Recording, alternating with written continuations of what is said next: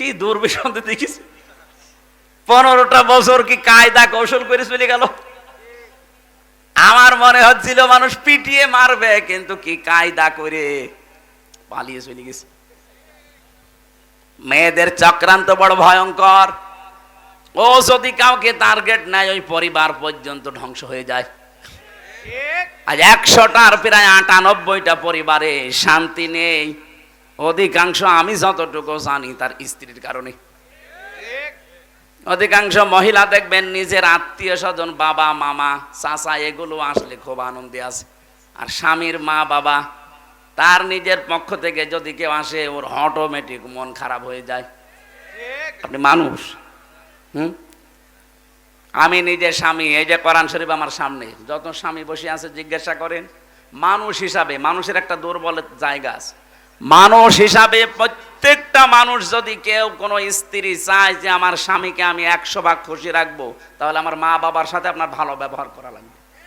তাছাড়া জীবনও আপনি আমার মন পাবেন না। উপরে উপরে হয়তো আপনাকে সংসার করার জন্য সোনা মধু বিভিন্ন জিনিস বলা লাগে, তো মন পাবেন না যদি আমার মা বাবা আপনার মা বাবার মতো সম্মান না পায়। এই কথা বলছেন না কেন?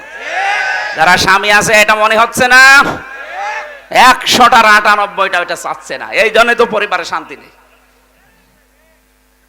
নারী নির্যাতন কিছু হলে আগে মামলা হয়ে যায়, আর পুরুষ নির্যাতনে যে আমরা মরিয়ে যাচ্ছি, কোনো মামলা নেই। আমার মনে হয় এই আইন পাশ করা দরকার সামনে। পুরুষ নির্যাতনেরও আইন আছে। কত মানুষ আমরা রোগী হয়ে গেছি, কিছু বলতে পারছি না। তাই বিশ্বনবী জানিয়েছেন, 4টা গুণ যাই মহিলার ভেতরে পাওয়া যাবে, ওই মহিলাকে আল্লাহ জান্নাতের 8টা দরজা খুলে রাখবে। সেখানে নামাজের কথা নেই, রোজার কথা নেই। আপনি দেখেন, আমি বলছি একটা একটা করে। ইদা নাজারা ইলাইহা সাররাতুহু, বিশ্বনবী বলেন যে মহিলার দিকে তার স্বামী বাইরের কর্মজীবন শেষ করে বাড়িতে আসার পরে স্বামীকে সে আনন্দ চিত্রে অভ্যর্থনা জানাবে। অভ্যর্থনা জানানোর দরকার, তোর মুখের ভেতরে তাকানো যায় না। সম্মানিত মা বোন যারা এসেছেন, আমি দেখলাম বহু মহিলা সব কালো বোরকা পরে পরে ঘুরতেছে। শুধু নামাজ পড়া আর রোজা করা, কালো বোরকা পরে ঘুরলেই আপনি মনে করছেন আপনি জান্নাতি। কখনো না। স্বামী যখন বাইরে থেকে আসবে, হ্যাঁ, অনেকে মনে করছে আমার স্বামী নেই, তাহলে আমার প্রেমিকা। না, ওইটা আবার বাদ। আপনার ভালোবাসা তৈরি হবে বিয়ের পর। কখন? কেন এটা বললাম বলেন তো? বিয়ের আগে ভালোবাসা করা জায়েজ নেই কেন?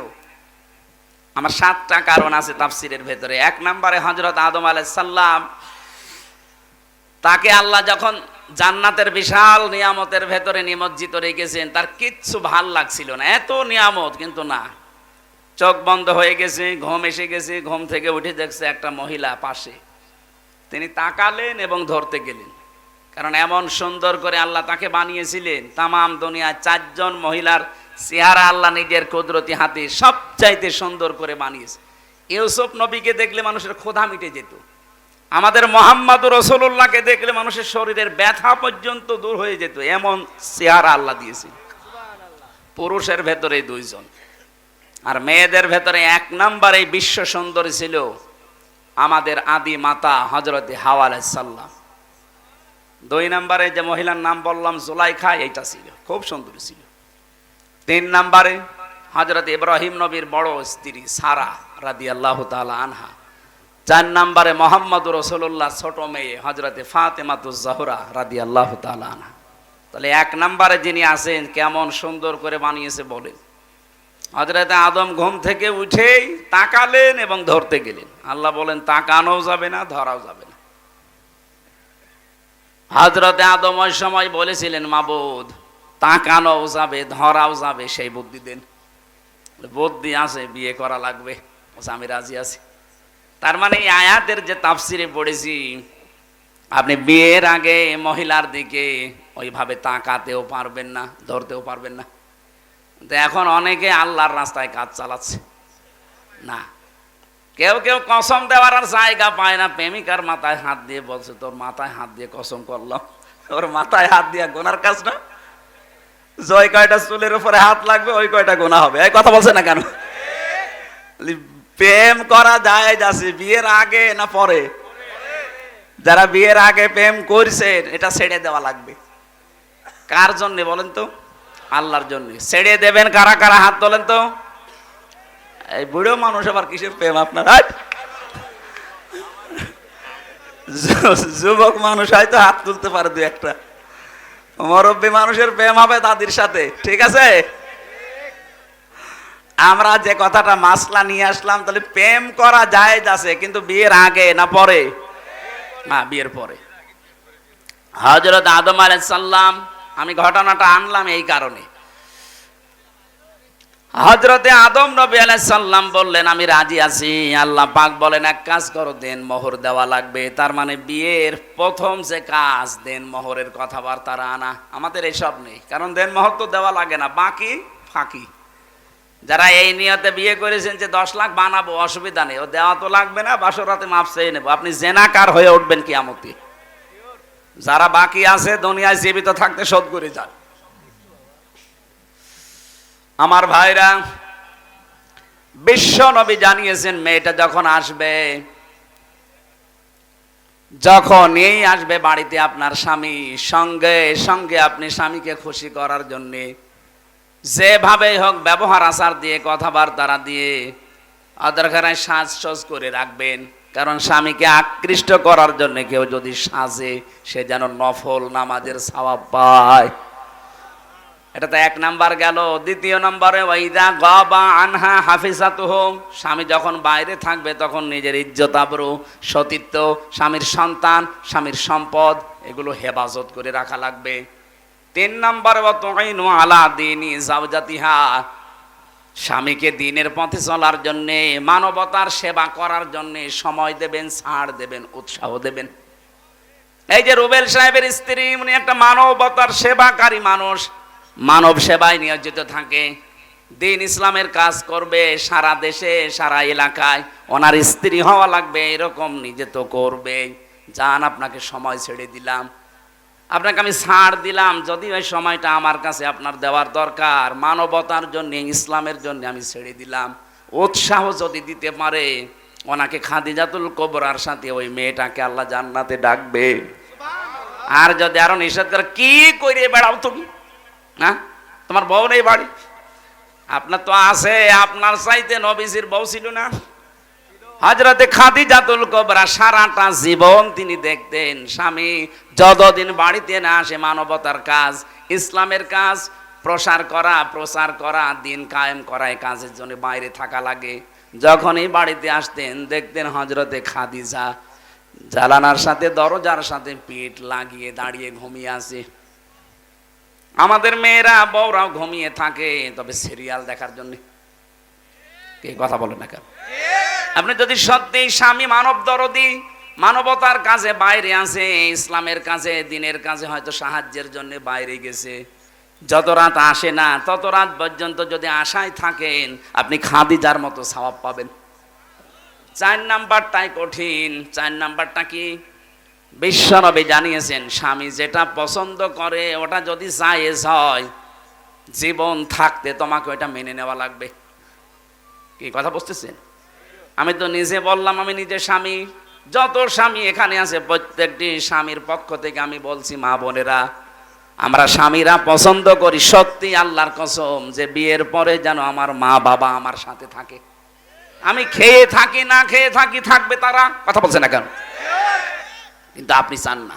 আপনার কারণে আজ মা বাবাকে হয়তো আলাদা করে দেওয়া লাগে, নাই বাইরে পাঠিয়ে দেওয়া লাগে, নাই বৃদ্ধাশ্রমে দেওয়া লাগে। কয়েকদিন আগে কিশোরগঞ্জ থানায় গিয়েছিলাম, নীলফামারী একটা বৃদ্ধাশ্রমে আমার নিয়ে গেল। দেখি এই লাইনে প্রায় 20-40 জন মা আর বাবা বসে আছে, অথচ তাদের ছেলে মেয়ে আছে। তাদের স্ত্রীর কারণে ছেলে তার মাকে আর বাবাকে রেখে গেছে বৃদ্ধাশ্রমে। ওদের চোখের দিকে তাকিয়ে আমি টের পেয়েছি ওরা ছেলের জন্য বদদুয়া করছে। কি করবে? 25 বছর 30 বছর পর্যন্ত আমার পেছনে শ্রম দিল এই মা বাবা। আজ 2 দিন তুমি আসতে পারো না, তুমি কার ফোস মতো শোনো, কার কথা মতো? ওই মেয়েটারও দোষ একা না, ওই মেয়েটাকে শুধু কান পড়া দেয় ওই মেয়েটার মা আর ওর বড় বোন। ওখান থেকে শুধু পানি পড়া লাগায়, ওই আর কতদিন একসাথে থাকবে, আলাদা হয়ে যা, ও বড়ি চলে। সম্মানিত মা বোনেরা, না, অন্যের কথা শুনে নিজের কপালে আপনি আগুন লাগাবেন না। আমি হাদিস তো বানালাম না, এই হাদিস আমি বানালাম। এজন্য নেককার মহিলা যদি হতে জানেন, 4টা গুণ মাস্ট বি অর্জন করাই লাগবে আপনাকে, নয়তো খাদিজার সাথে আপনাকে জান্নাত ডাকবে না। যদি 4টা গুণ অর্জন করতে পারেন। আরে নামাজের ওয়াজ আমি কেন করব? নামাজ, মুসলমান নামাজ পড়ে না, ও কি মুসলমান থাকে? মাস্ট বি আপনাকে ওই যে 3 দিন 7 দিন 10 দিন বাদ দিয়ে বাকি মাস আপনাকে নামাজ পড়াই লাগবে। আপনি মুসলমান দাবি করছেন, নামাজ পড়েন না, তাই আপনাকে ওয়াজ করা লাগবে কোন কারণে? মুসলমানের কাছে যদি নামাজের ওয়াজ করা লাগে, রোজার ওয়াজ করা লাগে, তা আমি এই ওয়াজ আর বাইরে কোন জায়গায় করব? এই জন্য আমি নামাজের কথা মুসলমানকে বলি না। কোন কারণে আমি বলবো? আপনি যা, আমিও তাই। আমি নামাজ পড়বো, আমার কষ্ট হচ্ছে, আপনি মুসলমান নামাজ পড়েন না, কিসের মুসলমান আপনি? কেউ যদি ফরজ নামাজ ছেড়ে দেয়, আল্লাহ বলেন ওর দায়িত্ব আমি ছেড়ে দিই, যা। শেখ হাসিনা যদি এই দেশে কাউকে বলতো, যাই বেটা তোর কিসের ভয়, তুই তো আমার চোখের সামনে আছিস, অথচ আছে উনি ঢাকায়। এ বগুড়া জেলার আওয়ামী লীগের যিনি সভাপতি ছিলেন মরহুম মমতাজ উদ্দিন, লোকটা মারা গেছে না, এই লোকটাকে যদি বলতো, মমতাজ চাচা আপনার কোনো ভয় নেই, আপনি তো আমার চোখের সামনে, বগুড়ায় হয়তো বিএনপি জামাতের লোক বেশি থাক, আওয়ামী লীগ নেই, তাতে কি, আমরা ক্ষমতায় আছি, আপনি আমার চোখের সামনে। ও কি চোখের সামনে ছিল? বলেন। এই 220 কিলো দূরে এসে বসে আছে, অথচ বলছে আমি চোখের সামনে। এই ঠেলাইয়ের যে ভাব, এত দূর থেকে একটা প্রধানমন্ত্রী যদি বলতো আমার চোখের সামনে চাচা আপনার ভয় নেই, তাই যদি সব ভয় উড়ে যায়। আল্লাহ বলেন যে লোকটা নামাজ পড়ে সে আমার আন্ডারে থাকে, যে নামাজ পড়ে না আমি বলি তুই আমার বাইরে চলে যা। বলেন আপনি কার আন্ডারে আছেন? আপনি আল্লাহর আন্ডারে না থাকতে পারলে আপনাকে নিরাপত্তা কেউ দিতে পারবে না। এই জন্য ফরজ নামাজের জন্য ওয়াজ করা, এটা আমার কাছে কেমন মনে হয়। আপনি ফরজ নামাজ মাস্ট বি, যেখানে থাকেন অন্তত সুন্নত নফল যদি নাও পড়তে পারেন, ফরজ 2 রাকাত পড়ে নেবেন। অত বুঝতেছেন? রমজানে 1 বছর পরে মাত্র রোজা আসে, 1 বছর পরে। যদি শরীর সুস্থ থাকে মাস্ট বি রাখা লাগবে, অসুস্থ থাকলে আপনি পরবর্তী 11 মাসে করে দেবেন, অসুবিধা নেই। আল্লাহ আমাদেরকে যেন এই ফরজ বিধানগুলো একটু অ্যাক্টিভ হওয়ার তৌফিক দেন, বলেন আমিন। যে কথাটা তুলেছিলাম, আল্লাহ রাব্বুল আলামিন যেহেতু আমাদেরকে ঔষধ দিচ্ছেন এইবার এই ফিতনা থেকে, মেয়েদের ফিতনা থেকে বাঁচার জন্য 2টা ঔষধ দিয়েছেন সূরা নূরের ভেতরে 30 নম্বর আয়াত। এটা 12 নম্বর পৃষ্ঠা আর 7 নম্বর লাইনে আছে, উল্লিল মুমিনিনা ইয়াগুদ্দু মিন আবসারিহিম ওয়া ইয়াহফাযু ফুরুজাহুম যালিকা আযকা লাহুম ইন্নাল্লাহা খাবীরুম বিমা ইয়াসনাউন। বলেন আল্লাহু আকবার। আল্লাহ রাব্বুল আলামিন বলেন, নবী আপনি দুনিয়ার মানুষকে বলেন, যারা মুমিন, যারা বলে যে আল্লাহ একজন আছে, হে রাসূল আপনাকে আমরা মানি, এই যে বিশ্বাস যাদের আছে এই মানুষগুলোকে বলেন, আমরা মানি না আল্লাহকে? আল্লাহ একজন আছে, বিশ্বাস আমাদের আছে না? নবীজি আমাদের আদর্শ মানুষ এই দুনিয়ায়, এটা আমরা মানি না? কিয়ামতে আমাকে আল্লাহর সামনে বিচারের কাঠগড়ায় দাঁড়াতে হবে, বিশ্বাস আছে না? এই 3টি গুণে গুণান্বিত যারা, তাদেরকে বলবেন তাদের চক্ষু যেন পরনারী থেকে তারা নিম্নগামী করে রাখে, আর তাদের লজ্জা স্থান যেন তারা হেফাজত করে। এই 2টা ঔষধ যদি তোমার উম্মতেরা মেনে চলতে পারে, আমি বলছি যালিকা আযকা লাহুম, এইটাই তাদেরকে পবিত্র রাখবে। সুতরাং মেয়েদের এই চক্রান্ত এখন যা শুরু হয়েছে, এই যে ফারুকের আজকে ওর উপদেশটা চলে গেছে, আজকে ওর উপদেশটা চলে ওই জায়গায় মাহতাব স্যারকে দিয়েছে। ওর চলে যাওয়ার পেছনে যে কারণগুলো দিয়েছে 5টা না 6টা কারণ দেখলাম। 1 নম্বরে কারণ ওর বউ কেন মুজিবের স্ত্রীর চরিত্রে কেন অভিনয় করতে গেল, এটা প্রথম কারণ দেখিয়েছে ওনাকে তাড়িয়ে দেওয়ার জন্য। 2 নম্বরে সমকামিতা, ও প্রমোট করতো যে পুরুষে পুরুষে বিয়ে হোক। 3 নম্বরে ও একটা সিনেমা বানিয়েছিল 3rd পারসন সিঙ্গুলার নাম্বার। আপনারা তো এসব জগতে নেই, আপনারা আল্লাহর ওলি মানুষ সব নাকি? আমি উপন্যাস পড়েছিলাম ভার্সিটি থাকতে, third person singular number, bachelor, এগুলো দিয়ে পরবর্তীতে ফারুকি সিনেমা বানিয়েছে। এখানে এই পরকীয়া প্রেম উৎসাহ দেয়, কি করে পরকীয়া প্রেম করা যায়। আপনি কি নাউজুবিল্লাহ বলবেন না সুবহানাল্লাহ?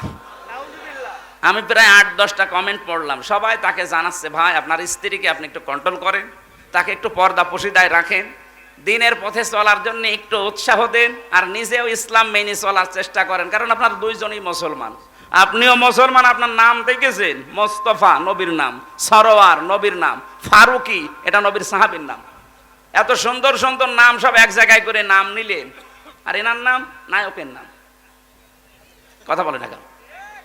নায়ক হয়ে যদি তাফসীর মাহফিলে আসতে পারে, আর আপনি 3টা নবীর নাম 3টা এক জায়গায় করে নাম নিয়েছেন, মোস্তফা, সরোয়ার, ফারুকি, আর আপনার বর নামও তো কত সুন্দর নাম। এই সমস্ত মানুষগুলোকে আপনি এক কাজ করেন, আপনার স্ত্রী স্বামী এখন ইসলামের দিকে ঝোঁকেন, কারণ আপনার কপালে আগুন লেগেছেই তো এই কারণে। আপনি ইসলামের বাইরে চলে যাচ্ছিলেন, এখন এদিকে আসেন, উৎসাহ দেন, একটু দিন মেনে চলেন, পরবর্তীতে যদি জাতি চায় আপনাকে আবার এই জায়গায় নিয়ে আসবে। এ কথাটা তো ভালো, এই কথা বলছেন না কেন? যারা এই দেশের জন্য ছাত্র জনতার সাথে যারা সব সময় ছিল, মাহতাব স্যার ছিল, উনি জেল পর্যন্ত খেটেছে। কথা বলেন না কেন? সমকামিতার বিরুদ্ধে সেই লোকটার যে বলিষ্ঠ ভূমিকা, আল্লাহ রাব্বুল আলামিন তাকে যেন যোগ্য জায়গায় বসিয়ে দেন।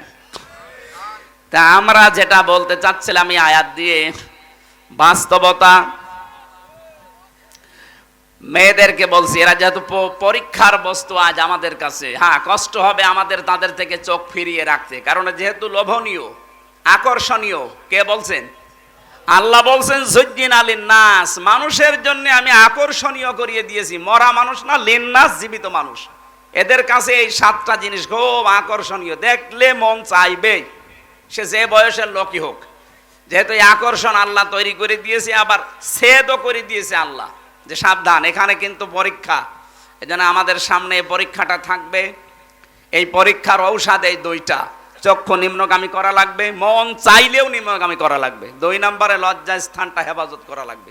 আজ এইটা ঠিক নেই, যেখানে সেখানে ব্যবহার হচ্ছে। কথা বলেন না কেন? আমি নিচে নামতে পারলাম না, তাই কত জায়গায় আপনি ব্যবহার করছেন। এই 2টা ঔষধ যদি ঠিক মতো সর্বোচ্চ 15 দিন আপনি একেবারে কন্ট্রোল হয়ে থাকেন, একটা অজানা সুখ, এটার বাংলা নাম অনির্বচন সুখ, আপনাকে আল্লাহ দান করবে। এটা বাচ্চারা যখন ছোট ছোট, ওই যে পাখির বাচ্চা, মুরগির বাচ্চা যখন মায়ের পাখার নিচে আসে, মা পাখাটা এভাবে শার্ট করার পরে ডাউন করে দেয়, দেখেছেন না? এভাবে একেবারে সোজা করে দেয়, প্রথমে সোজা করার পরে ডাউন করে, ওর নিচে বাচ্চারা যায়, একটা আওয়াজ দেয় কিচির মিচির, এটাকে বাংলায় বলে অনির্বচন সুখ। আপনি আজকে থেকে এই মহিলা দেখলে যেগুলো দেখা জায়েজ নেই, শুধুমাত্র সামনাসামনি না, মোবাইলেও, কম্পিউটারে, টিভির পর্দায়, যাদের যেটা দেখলে নিজে নিজে আনন্দ লাগে আর অন্য কেউ দেখলে লজ্জা পান, এইটা এখনই ডিলিট করে দিন, দেন এখনই ডিলিট করে দিন। এরকম ভিডিও যদি থাকে যে নিজে দেখলে খুব ভালো লাগছে, অন্য কেউ দেখলে আপনি লজ্জা পান, এটা কবিরা গুনাহ। এই মুহূর্তেই ডিলিট করে এই আমল শুরু করা লাগবে। পারবেন না? কারা কারা ডিলিট করবেন হাত তোলেন তো, তোলেন হাত। এই কয়েকজন শুধু উল্টাপাল্টা জিনিস দেখেন, আর বাকিগুলো আলহামদুলিল্লাহ ভালো আছে। ঠিক আছে, আপনারা ডিলিট করে দেবেন। যারা হাত তুলেছিলেন অন্তত ডিলিট করে বাড়ি যাবেন। 2 নম্বরে লজ্জা স্থানটা হেফাজত করে রাখবেন, নিজের জায়েজ স্ত্রী ছাড়া, আর স্ত্রী নিজের জায়েজ স্বামী ছাড়া অন্য কোনো জায়গায় যেন ব্যবহার না হয়। আজ হাজারো স্ত্রী স্বামী শুধু বাড়ি থেকে বাইরে চলে যায়, ওরা আমন হচ্ছে আল্লাহ রাস্তায় দিন পায়। কথা বলছেন এখন? আল্লাহ মেয়েদের থেকে এই পরীক্ষায় আমাদের উত্তীর্ণ হওয়ার তৌফিক দিন। 2 নম্বর বানিন সন্তান, এটার প্রতি আকর্ষণ। সন্তানকে আল্লাহ পরীক্ষার বস্তু বানিয়েছেন, কিন্তু এই পরীক্ষায় আমরা যেন ফেল না হয়ে যাই। আমি রিমান্ডে একটা হিন্দু অফিসারের একটা শিক্ষা পেয়েছিলাম। আমার মনে হয় আর 2 মিনিট আছে আজানের, এখন আর বলা ঠিক হচ্ছে না। আগামীতে রাতের বেলা আমারে নিয়ে আসবেন, দিনের বেলায় মাহফিল আমার মানে সাঁটে না, আমারও ভালো লাগে না, জোর করে আপনারা নিয়ে আসেন। আর 3 বছর ভাই তো জানে জেলখানায় যে খাবার দেয়, বেঁচে থাকায় দুষ্কার, আর আমরা ছিলাম তো আরো কঠিন জায়গায়।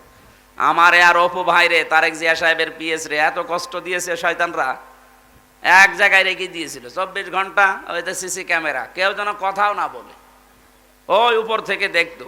যেন ওনার সাথে লাইন আছে তারেক জিয়ার, আর আমার সাথে আলেমদের, মনে করতো এ খারাপ কাজ করবে, বাইরে এর যোগাযোগ করবে। সবচাইতে বেশি আটক করে রেখেছিল গিয়াসউদ্দিন মামুন ভাইকে, এর উপর আরো অত্যাচার করিস। আল্লাহ আমাদেরকে যেন এই আয়াতটা এখন আজকে শেষ করতে না পারার কারণে আমি দুঃখ প্রকাশ করছি। আগামীতে আসলে কথা বলবো ইনশাল্লাহ। এই জেলার জন্য দোয়া করছি, বিশেষ করে ম্যাডাম খালেদা জিয়া অসুস্থ, উনি বিদেশে যাবে। জালেমদের জন্য এই কয় বছর যেতে পারেনি, মিথ্যা একটা মামলা দিয়ে তার জীবনটা শেষ করে দিয়েছে। এখনো পর্যন্ত আপনাদের বগুড়ার সন্তান তারেক জিয়া পর্যন্ত আসতে পারে না দেশে। উনি যেন আবার সহি সালামতে দেশের সন্তান দেশে আসতে পারে, সেই তৌফিক আল্লাহ ফিরিয়ে দেন। তার বাবা শহীদ রাষ্ট্রপতি জিয়াউর রহমানকে আল্লাহ কবরে যেন মাফ করে জান্নাত দিয়ে দেন, আল্লাহুম্মা আমিন। আমার লিখিত বই আছে, এই গাড়িতে যাওয়ার সময় শিক্ষিত মানুষরা নিয়ে যাবেন। লা ইলাহা ইল্লা আনতা সুবহানাকা ইন্নী কুনতু মিনাজ জালিমিন রব্বিরহামহুমা কামা রব্বায়ানি সাগীরা। আল্লাহ তাআলা কোরআনে কারীম থেকে কথা বলতে গিয়ে দেখলাম চাতক পাখির মতো শুনছে। আমি যদি এখনো 1 ঘন্টা চালাতাম কোনো মানুষ চলে যেত না। কোরআন শোনার জন্য এই বগুড়ার মানুষগুলো এত পাগল, এদেরকে তুমি ওমরের মতো মাফ করে দাও। আজকের আলোচনার সওয়াবগুলো তুমি নবীজির রওজায় পৌঁছিয়ে দাও। যত মানুষ কবরে আছে আল্লাহ তুমি মেহেরবানি করে তাদের ক্ষমা করো। 2024 সালে যারা শহীদ হয়ে গেল মানবতার জন্য, এই দেশের জন্য, আল্লাহ তাআলা শহীদ আবু সাঈদ সহ যত মানুষ, যত ভাই বোনেরা জীবন দিয়েছে তাদেরকে তুমি শাহাদতের মর্যাদা দাও। যারা অসুস্থ হয়ে পড়ে আছে হাসপাতালে শেফায়ে কামেলা জেলা নসিব করো। এ বগুড়া আসলেই মনে পড়ে শহীদ জিয়াউর রহমানের কথা। আল্লাহ তুমি তাকে শহীদ হিসাবে কবুল করে নাও। তাকে তো অন্যায়ভাবে মেরে ফেলা হয়েছে। তোমার নবী জানিয়েছে কাউকে যদি অন্যায়ভাবে হত্যা করা হয় তাকে শহীদের মর্যাদা দেওয়া হয়। আল্লাহ তাকে শাহাদতের মর্যাদা দিয়ে দাও। তার ছোট সন্তানটাও দুনিয়ায় নেই, তাকেও তুমি মাফ করে দাও। তার স্ত্রী অসুস্থ আছে, আল্লাহ শেফায়ে কামেলা জেলা নসিব করো। তার সন্তান বড়টা এখনো বাইরে আছে সহি সালামতে। আল্লাহ তাআলা বগুড়ার সন্তান বগুড়ায় আবার ফেরত দিয়ে দাও। যত মানুষ এই দেশ থেকে বিদায় নিয়েছে ইসলামের জন্য, দ্বীনের জন্য, রব্বুল আলামিন শহীদ মতিয়ার রহমান নিজামের কথা মনে পড়ে। তার সঙ্গে সাথে যত মানুষ কোরআনের জন্য, ইসলামের জন্য, ঈমানের উপরে টিকে থাকতে